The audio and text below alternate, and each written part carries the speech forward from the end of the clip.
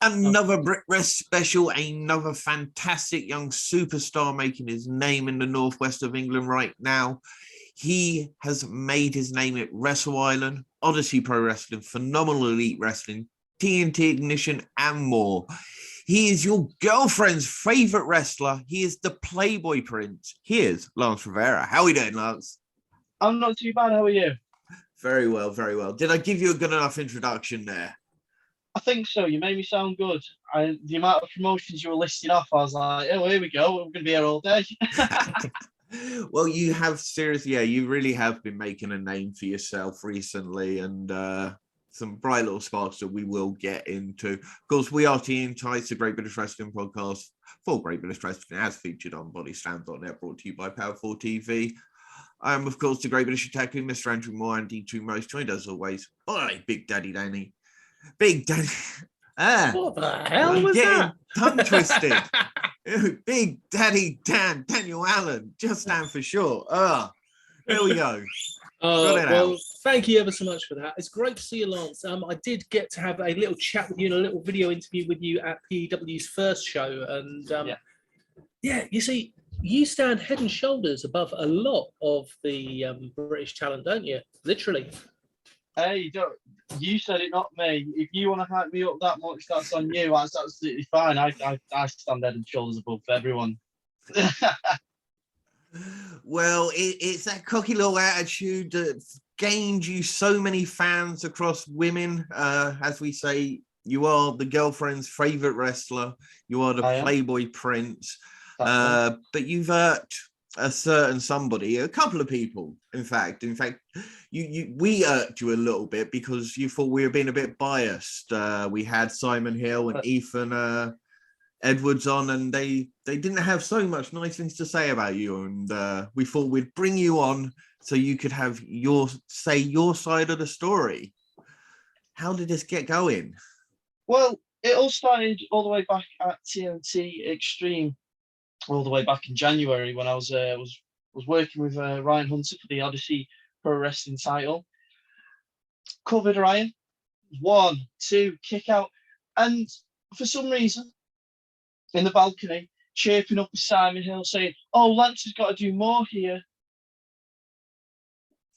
Why is he? Do you know what I mean? Why is he putting his 2 cents in? Just call the match down the middle. Don't be selling me what I need to do. And then he's doing it again recently. Most recently at Odyssey, at the last show, War on the Show. He's doing the exact same thing again. I hit Nate Reese with the Lady Killer, the super kick, had him down, was there for the win, and all I hear, not even hear the crowd, all I can hear is Simon Hill going, firstly jumping out of his seat, nearly putting his head through the roof, screaming, "Oh, all he's got to do is pin him." Well, if all I had to do was pin him, would I have not done that at the beginning? If it was that simple, if it was that cut and dry, wouldn't we all be wrestlers? That's pretty fair. And what about Ethan? What have you done to upset general manager of Odyssey Pro Wrestling? Apparently, just breathing. I haven't done anything. I don't know what he's on about. Him saying, "Oh, we got him because he was available." I mean, that was a bit insulting, wasn't it? It's like biasism. It's like biasism. Biasism? Is that a word? It's now. It's now because I've said it. But how insulting is that? Oh, because he's available. I should be the first name on that card. I'm number 1 for a reason. You did challenge for their title just only a few weeks before that. So, and of course, you have been on quite a roll in Odyssey Pro Wrestling. You've been a highlight of their shows on a regular basis, highlight of many shows on a regular basis.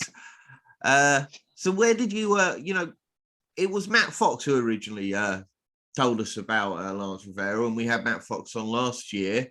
He said that there's a young lad, Lance Revera, he's really good, and we decided to check you out, and we have seen we've been very impressed.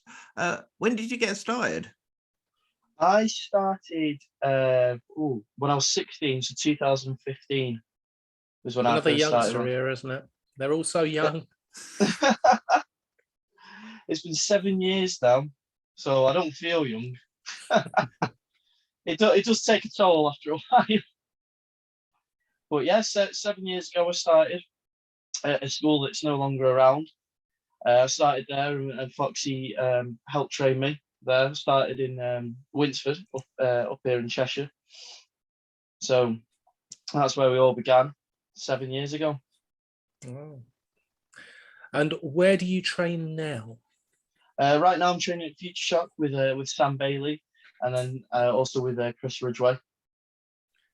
Everybody that we have interviewed, well, not everyone, of our last 7 interviews, 6 have said about Sam Bailey's training and how it is absolutely second to none. Yeah. Would you like to elaborate on that at all? He's just like to say that, Sam? Fantastic. Yeah, he's just fantastic. He's such a natural teacher, and everyone's got such a good relationship with him. It's just the best place to be at the moment. It's just such a good atmosphere to be around, and to be around Sam training. He always makes you feel welcome, and it's a great place to be. You actually just made your Future Shock in-ring debut this past weekend, was it? Yes, it was. Well, not this weekend, but the one just gone. How'd that get on there? Yeah, it was myself and 2-Bit against Joe Kessler and Ethan Kelly. Unfortunately, Joe Kessler got the pin on 2-Bit, but we'll be back. We'll set things right. Back close, and I'm looking at Ethan Kelly at this one. He's putting the boot in a bit there on the day, but we can put things straight. We can put things right. I'm going to put you on the spot here, right? Because you said Chris Ridgway and Sam Bailey. Yeah. Who trains you harder?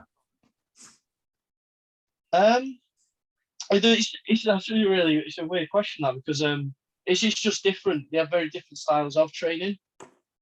I haven't trained with Chris as much as I've trained with Sam. I usually just mostly train with Sam, so that's who I've got the most experience with. But from my time with Ridgway, he does train you very hard. But so does Sam. But it's just in very different ways. Mm-hmm. So when did you actually first get into wrestling? When I first got into wrestling, do you know what? I don't even remember, because it was that early on. I used to watch it with my brother. He's a lot older than me. He watched all the way through the Attitude Era and around that time. But so obviously I was born in '99, but I remember distinctly watching stuff on TV with the SmackDown, with the oval screen, everything. So that must have been around 2002, 2001. Well, maybe it might have been 2001. So I must have been very, very young, what I can remember. I have a VHS over there of The Rock, Know Your Role. That's the first physical thing I remember of wrestling watching. That's awesome. Who were your early influences during that period then? Well, it's The Rock. The Rock's always been my guy ever since I was very, very little. I have somewhere in here, I have a pair of trunks, the swimming trunks that I got painted by my granddad with The Rock and the Brahma Bull on the back. I used to wear them on my trampoline. And used to wrestle away on my trampoline with just on me off. No, I was always the Rock guy as well, because obviously it was the Stone Cold Rock period, and I was like, yeah, it's the Rock. What about yourself, Dan? Was it Stone Cold or a Rock for you? Stone Cold for me. I love the Rock. The Rock is the better talker. I will give you that, but just the beer, the silliness, and of course I'm that little bit older, so I remember Stone Cold from the Attitude Era as well. Yeah.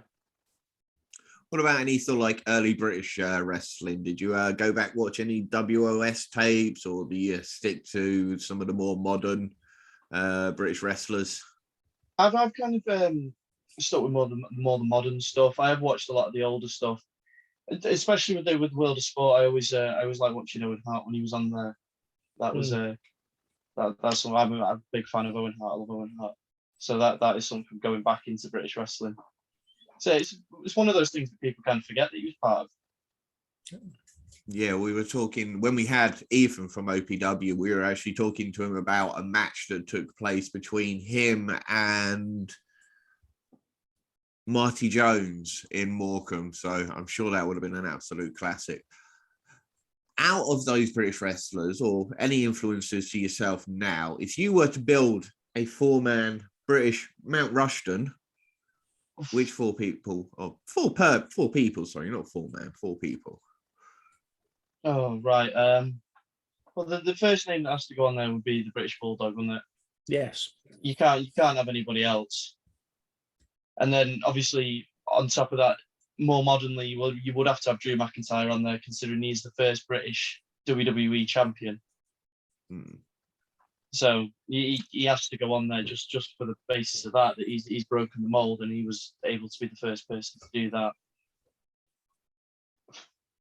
As well, you'd probably you'd be looking at someone like a Rollerball Rocco, who obviously he was Tiger Mask.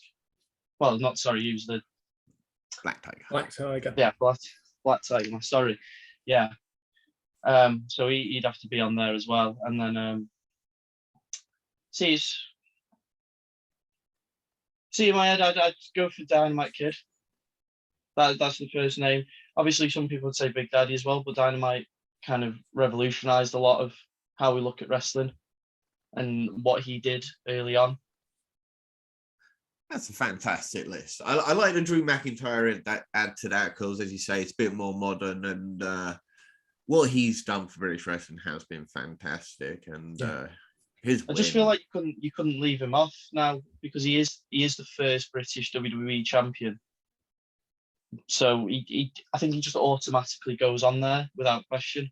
Yeah, that's more than fair enough. It is your selection, and you've made some really good choices there. You make me dead paranoid now that I'm. Yeah, it's your choice. Are you sure? Did you miss anybody? No, I think are you trying to get him to say Sam Bailey? Me. Yeah. No, you're gonna have to wait another 2 years, I reckon, when you've got some more. 2? Yeah, when you're doing the southern side, the northern side, and heading over to the States, then you'll be on there. Do you know what? If I put myself on there, I'm just queuing myself up for later life. That's all it is. They'll look back on this and they'll go, "Oh, he was right." Be prepared. Of course, exactly. Once you've conquered the UK, where would you tour first? Europe? Actually, you've already started wrestling in Europe, haven't you? I have, yeah. I've wrestled in Belgium.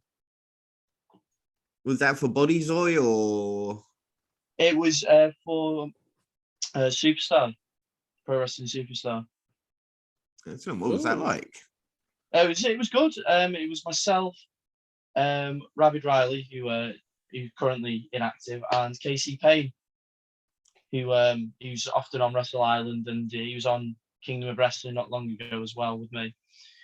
But yeah, we went out there. We were invited out. We took a training session for them while we were there, and we all went really well. It was a really, really cool experience, but it was really weird because we were taking this training session, and everyone was talking in English, and then all of a sudden they started talking in I believe it was French, and we were stood there like, and then they'd laugh, and we'd be like, "Hold on, what's going on? We don't have a clue what you said." Are they laughing at us? Have we said something? When you were doing the training session, did you notice much of a difference in the style and technique over there as opposed to over here? Not so much. I think it translates itself quite well.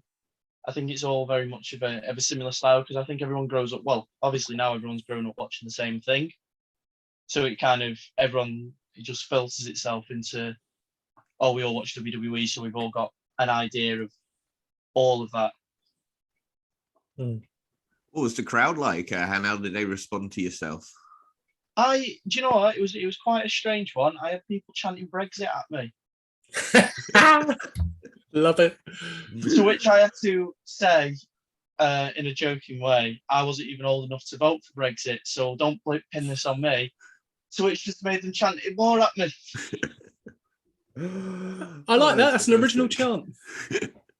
I was very confused because in my head I was like, "Oh, it's just a UK thing. This Brexit stuff. No one will be bothered." Got there and they're all chanting it at me, and I'm like,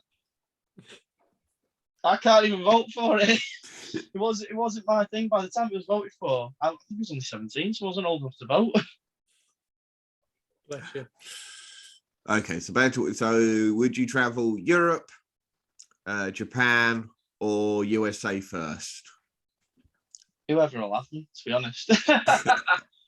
But well, considering I've already started Europe, then I suppose I've got to complete the set and get around there first, and then I think Japan would be something I've always wanted to do. That I think that became more when I became an actual wrestler than beforehand. It was always when I was just a fan. Well, still I'm a fan, but you know what I mean. When I wasn't actually involved in the business side of everything, it was always like, oh yeah, it's WWE, it's WWE. That's all it is. But then as I've got into the business more and I'm looking around, seeing other things that I like, it's always been I wanted to go to Japan at some point. As a fan, what are you watching yourself for entertainment?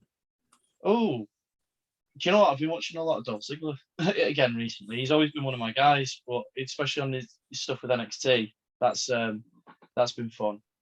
I can see you liking Dolph with the ability to wrestle like he does, the ability to talk the way he does, and you're well known as a talker as well as a wrestler. You do have the gift of the gab. I do try my best. You see me selling my merch. You've seen how it goes. and trying to not sell everybody else's, which was equally amusing.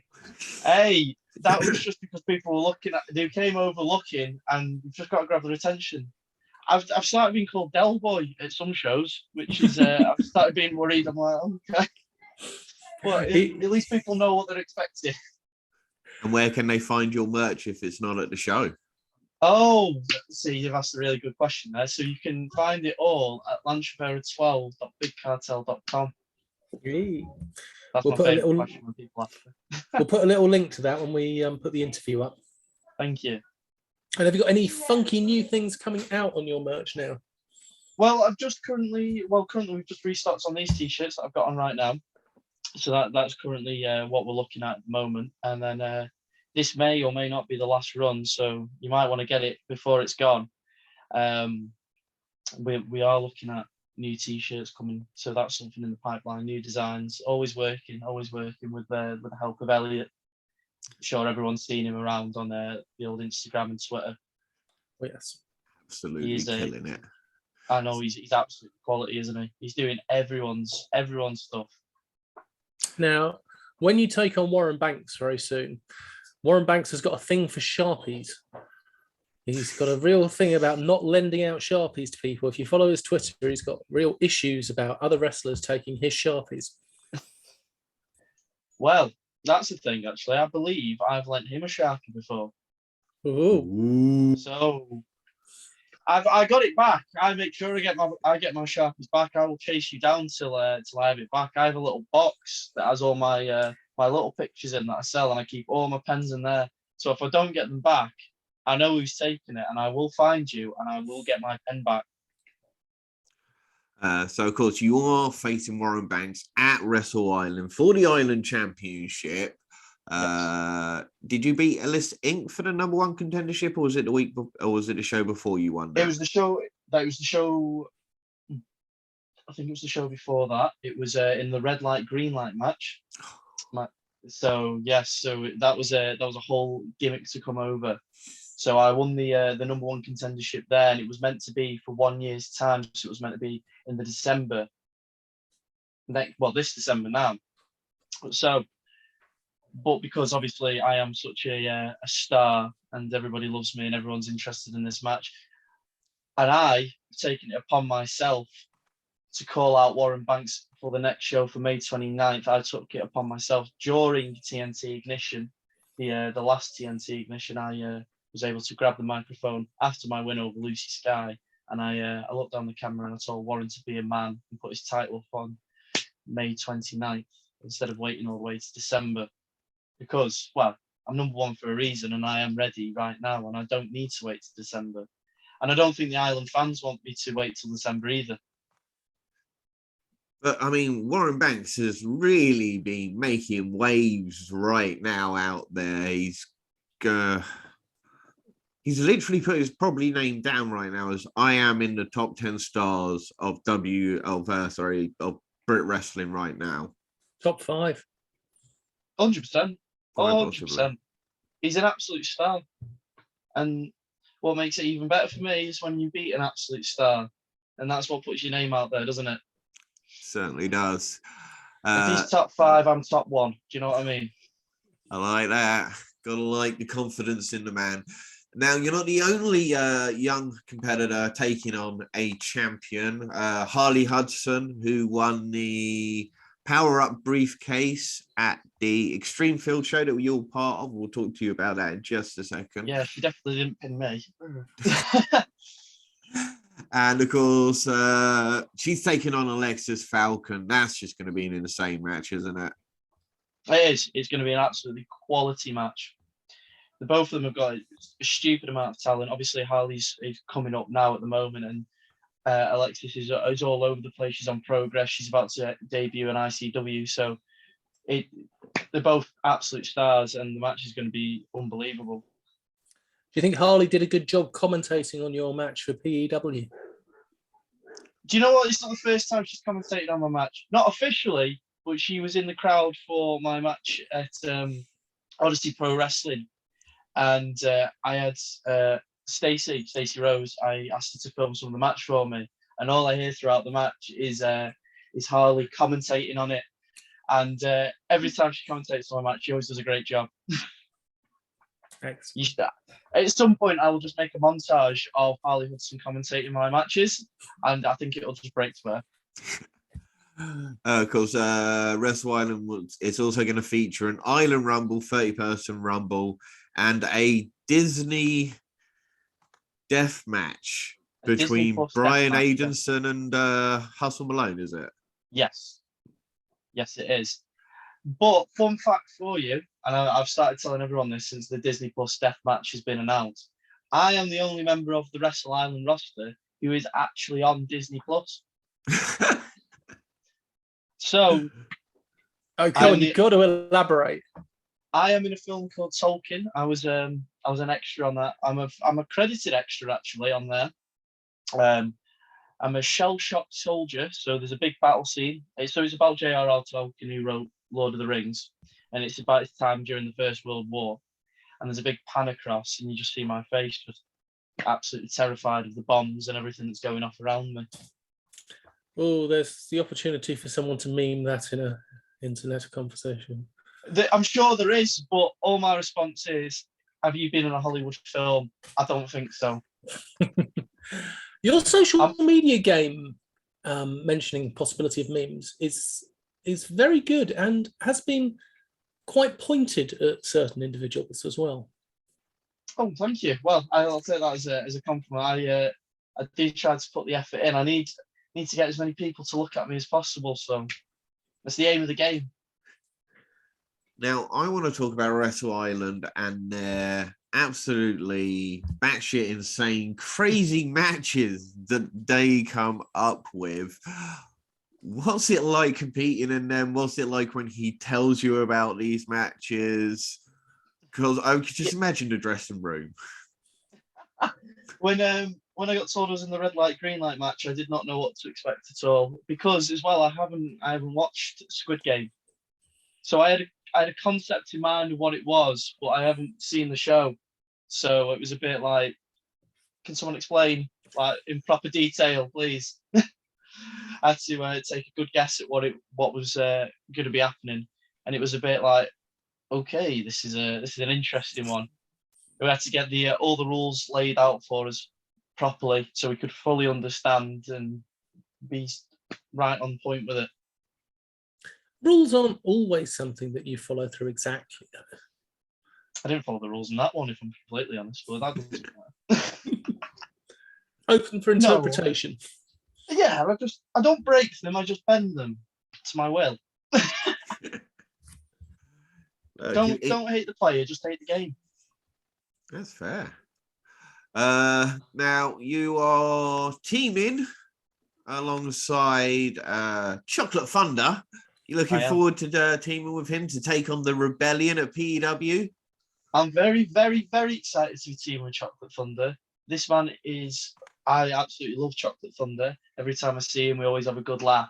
And we're finally getting to tag together after a long time of talking about it. The amount of times we've sat there and spoken, we should definitely tag together at some point. It's come up in conversation so many times at Wrestle Island between ourselves, and now it's finally happening. And So- it is happening for the Phenomenal Elite Wrestling Tag Team Championship. So, Got one question for you. go on. Have you got a purple jacket? No, but I've got a pink one. Pink one it's been waiting to come out for a while. I haven't worn it in a long time. I'm sure you all seen on my Twitter and Instagram and everywhere else that I'm a very much a denim man. I wear a lot of denim, but this suede pink jacket has been looking at me ever since this match has been announced, and it's pink and purple. I feel like it would go together quite well. We have seen you in the Canadian tuxedo quite often. Yeah, I know. It's see, I don't go blue and blue. I don't go full cowboy. It's always got to be contrasting colours. Pink and purple princes. That's a good name. That. There we go. I was about to We do ask need a you, tag have you team. got a tag team name? Not yet, but it is something we'll be working on. It has to be worked on, especially if we're going to be champions. When you're champions. Exactly. Jessie is very determined that the Rebellion are going to be keeping their championships, and she has been working in nefarious ways, I think I can get away with saying, to ensure that her team are champions. Are you worried? How dare you? Jessie is an absolute fair general manager of the Phenomenal Elite Wrestling. It's just... We may have to agree to disagree on this one. How do you feel? Are you worried there might be a third person on that team? Well, from what I've seen, she may not be there at this show. Ooh. But so on that, there may be something up Lance Revera's sleeve in case she is there. There may be something up my sleeve in case she's not there anyway. I'm a man with a plan this time. I'm thinking ahead. I'm thinking 2 steps ahead. If they've got a manager, well, who knows? What may I be able to bring to the table? I know a few people. I'm sorry, Lance, but just not against Jessie. If it was anyone else, I'd be happily to represent you, but just not against Jessie.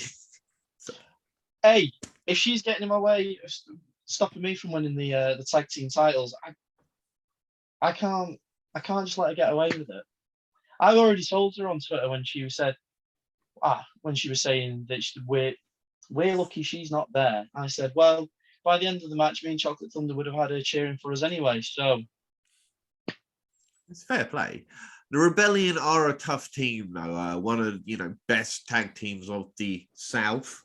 Have you seen much of their work? I have. I've seen them a number of times at Phenomenal Elite Wrestling. I've seen them compete for the tag titles there. So I know what they're about. I know they're very good. Obviously, they're champions for a reason. But no matter how good they are, Lance Revera and Chocolate Thunder will always be that slightly bit better. And we're going to prove that at the end of the month. I will be there in person. I am thoroughly looking forward to seeing that match. As you should be. All my matches should be thoroughly looked forward to because, well, I'm number one. Indeed. That is foregone conclusion on the 30th of April. So busy weekend for you. Exactly. I thought you were saying that was just a foregone conclusion that I was going to win for a second then. I was like, oh, there we go. The name for the show matches expectations. It's going to be a fantastic show. You got Martin Kirby, Just Joe Lando, the Fallen Angel tournament, which will feature Mariah May, Echo Reed, Aurora, Ronnie Knox, Ellie Taylor, and so many incredible female talents. Something to really look forward to. Both of those shows are. Any other matches coming up? Well, just this weekend, I was competing for the BWP Catchweight Championship against Matt Fox. That was a match that happened on Saturday night. Unfortunately, I came just a little bit short, but it did take a lot to keep me down. It took a rolling elbow from Matt Fox and a pile driver to keep me down. So I'm a little bit sore and a little bit tender. So what's it like facing off against your former mentor, in a way?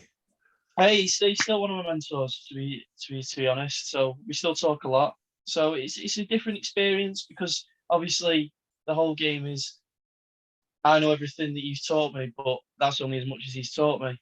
But obviously, I've kind of flown the nest now and gone off and done my own thing, and it's kind of a coming back together. Has the student now become the master? Unfortunately, on the night, it was that close, but he just about got away with it. Now, we know you're an amazing young talent, but who else do you think is an amazing young talent right now? Well, obviously, there's Harley Hudson. She's an amazing talent. There's Christy Quinlan, who's part of the Violent Gentleman Society. All three of them are absolutely fantastic together. Tommy Jackson, Casey Payne, and Christy.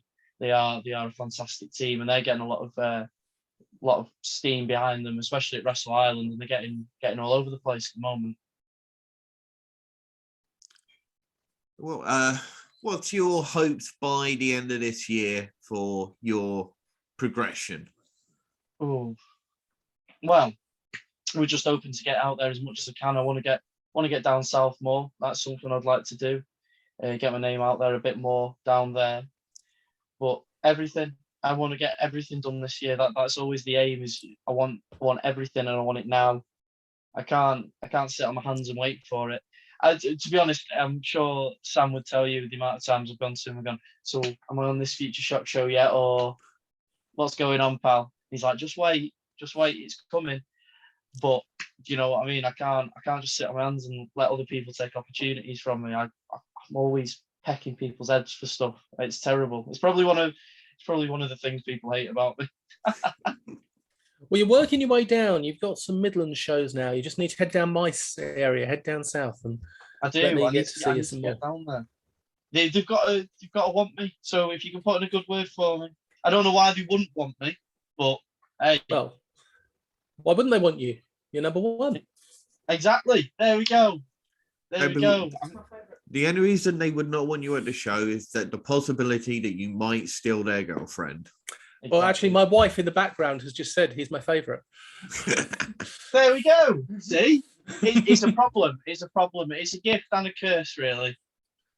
And I think men have just got to stop being jealous and buy their girlfriend the Lance Revera t-shirt that they so desperately want. Exactly. That's what I say to them. Especially when women come over with their husbands and I'm like, you're gonna buy her one or what? Like, can't be messing around. She clearly wants to have my t-shirt. By the way, does your wife want my t-shirt? Amy, we're being asked if you want one of Lance's t-shirts, or if I'm going to have to buy you one. Will they fit me? Oh, well, I've got all sizes. There's a lot of getting them, yeah, she definitely likes the idea. There we go. We're sorted. One more sold. I told you, I'm keeping my fiance away from you. I'm going to be one of the jealous ones. Hey, mates, for a great birthday and Christmas present. Yes, I think for it. And anniversary. Weddings, anniversaries, christenings. anything reason to buy a Lance Revera t-shirt. Exactly. Any excuse. Easter's just come. If you've just forgot to get an Easter egg for your significant other, then a Lance Revera t-shirt will make up for that. If you have remembered to buy one, get an 8x10 and decorate it. Exactly. There we go. Oh, you're doing better than me now at selling this.